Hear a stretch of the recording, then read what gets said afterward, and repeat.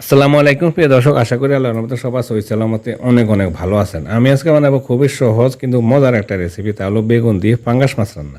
পাঙ্গাস মাছ অনেকের পছন্দ না, তারপরেও যদি এভাবে একবার রান্না করে দেখেন, আশা করি আপনাদেরও পাঙ্গাস মাছটা পছন্দ হবে। খুবই মজার একটা রেসিপি, বানানো খুবই সহজ, অল্প সময়তে আমি রেসিপিটা দেখানোর চেষ্টা করি। তাহলে চলো রেসিপিটা দেখে নিই।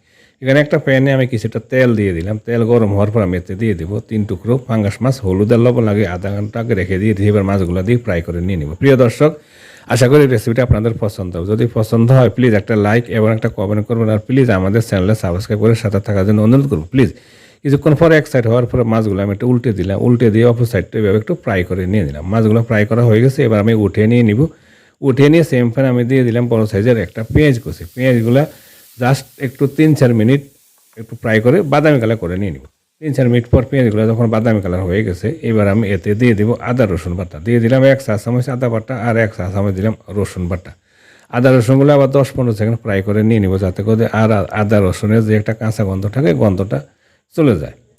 তারপর আমি দিয়ে দিব হালকা কিছু মশলা। দিয়ে দিলাম 1 চা চামচ হলুদের গুঁড়ো, 1 চা চামচ লাল মরিচের গুঁড়ো, 1 চা চামচ ধনিয়া গুঁড়া আর আধা চা চামচ দিলাম জিরা গুঁড়া।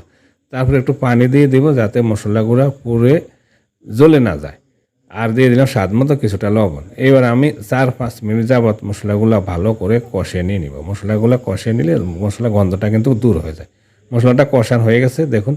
এবার আমি এতে দিয়ে দিব একটা বেগুন, বড় সাইজের একটা বেগুন একটু চিকন করে কেটে নিয়ে নিছি। বেগুনটা দিয়ে আমি মশলার সাথে নাড়াচাড়া দিয়ে মেখে নিব। মেখে নিয়ে আমি চুলার হিটটা হাইতে রেখে প্রথমে একটু কষিয়ে নিব।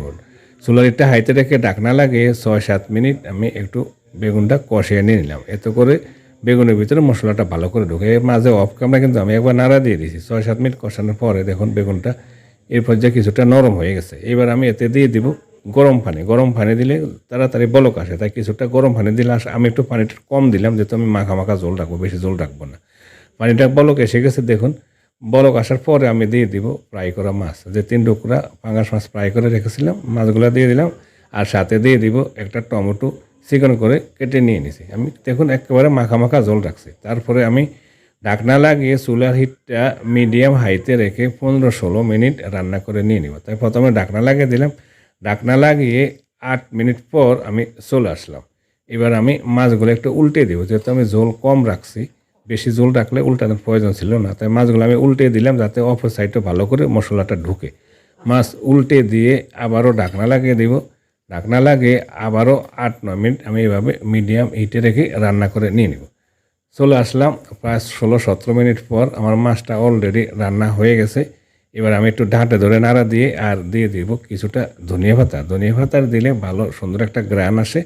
ধনিয়া পাতাটা দিয়ে আবার একটু নাড়া দিয়ে দিলাম। ধনিয়া পাতাটা যাতে একটু সমানভাবে সব সাইডে যায়। তারপরে ঢাকনা লাগিয়ে দিয়ে আরও 2 মিনিটের মতন একটু রান্না করে নিব, যাতে করে ধনিয়া পাতাটা একটু নরম হয়ে গলে যায়। চলে আসলাম আর 2 মিনিট পর, অলরেডি রান্নাটা হয়ে গেছে। পাঙ্গাস মাছ বেগুন দিয়ে রান্না, মাখা মাখা ঝোলে গরম গরম ভাতের সাথে পরিবেশন করতে পারেন। আশা করি রেসিপিটা আপনাদের পছন্দ হবে। যদি পছন্দ হয় প্লিজ আমাদের চ্যানেলে সাবস্ক্রাইব করে সাথে থাকার জন্য অনুরোধ করবো। সবাই ভালো থাকুন, সুস্থ থাকুন। আবার দেখাবো ইনশাল্লাহ অন্য কোনো সময় অন্য কোনো রেসিপিতে। তারপর ভালো থাকুন। আল্লাহ হাফিজ।